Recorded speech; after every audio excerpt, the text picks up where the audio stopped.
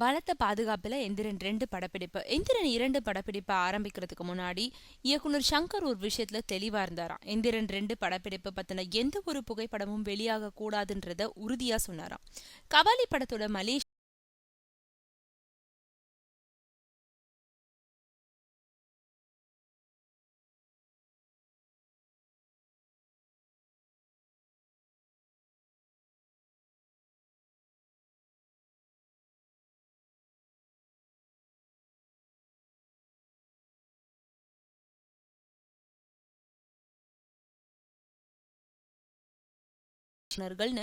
எல்லாருக்குமே எப்படி படப்பிடிப்பு தளத்துல பணியாற்றணும்னு அறிவுறுத்தப்பட்டிருக்கா.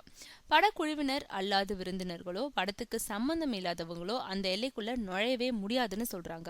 பொதுவாவே சங்கர் இயக்கும் படங்களுக்கு விதிக்கப்படும் கட்டுப்பாட்டை விட இந்த படத்துக்காக விதிக்கப்பட்டிருக்கும் கட்டுப்பாடு மிக அதிகம்னு சொல்றாங்க கோலிவுட் வட்டாரங்கள்.